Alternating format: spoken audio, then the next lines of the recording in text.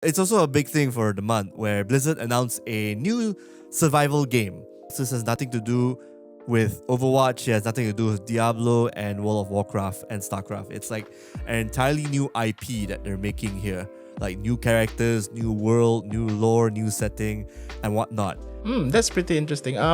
Wait, knowing Blizzard, will it be a PC first game, or like do you think that they're gonna, I guess, make it for Xbox as well? Definitely a PC only game, PC first kind of game, because they've been doing this for like a lot of their titles in Diablo 3 and World of Warcraft, but these days I've noticed some of their titles are multi-platform. Odds are it's gonna be an Xbox and PC exclusive, or at the very least a PC exclusive, or a PC early access as how these games go. Because if it's gonna be an online game, you're gonna have a lot of bugs to work out. So an early access program would work out really well to perfect the game for a future release in the next few months or even the next year. I've heard news of Hyperscape, shutting down. I guess they're gonna stop supporting Hyperscape, a battle royale game from Ubisoft. Wait, sorry, what's Hyperscape again? Could you refresh my memory? But what's the successful formula for a good battle royale? Considering that, yes, we have the pioneers, quote unquote pioneers. You have PUBG, you have Fortnite, and then you have games like Apex Legends. Yeah, Apex Legends came a bit later but managed to survive. One is you have to be a really established developer who knows how to make shooters like the Call of Duty team, Infinity Ward, Sledgehammer, and Raven, I believe, are working on Warzone. And what was the other one? Apex Legends, Respawn, they did Titanfall, so they are really good at first-person shooters, definitely. And the company is run by ex-Call of Duty people, so they're really good shooters. If Microsoft were to do a Halo Infinite Battle Royale thing, that will definitely work because they are already established in the shooter genre. Another way to be successful is basically copy PUBG and Fortnite, which is what Free Fire is doing right now. During a congressional, I think it was like a government, like a early years Senate hearing, while the Italian government were introducing all its Nobel Peace Prize folks and its hits, someone hacked into the Zoom call and actually purposely played, I would say, a very naughty film, a very naughty film of Tifa getting it on with an unnamed character.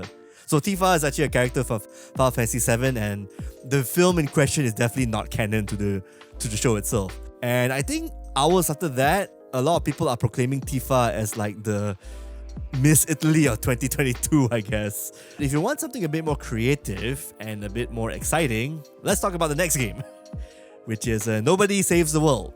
Nobody Saves the World is it's an action RPG with Zelda-like controls where you play a naked white guy.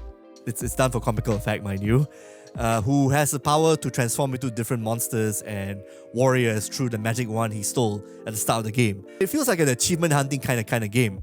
Now, the biggest difference when you compare to other titles of that kind of genre is the quests can be completed anywhere on the map. So whether you're in the swamp, you're in the castle, or you're in the open field, you can complete the quests as is anytime. Like one quest requires you to be a horse and use a specific move about 30-40 times. You can do that anywhere you want, as long as you do the move with the horse. And the best part is, let's just say you unlock a particular form for the turtle. You kind of want to use this water sprout move.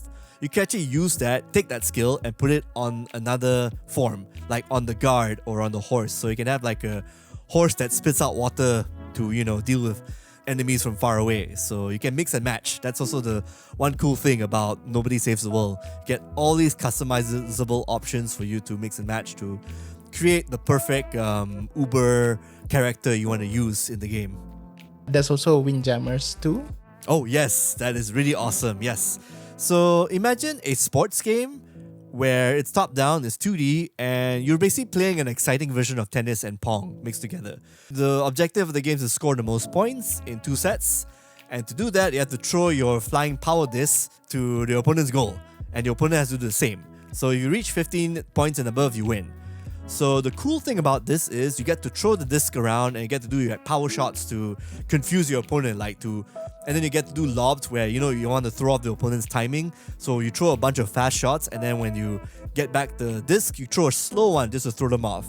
So you got many different strategies on how to outwit your opponent here and there. And then when your opponent throws the disc back at you, you get to either parry it, do like a fast slap shot, or do a lob that actually hits closer to the net, So if your opponent is defending at the back, it'll be hard for him to actually dash forward to catch the ball.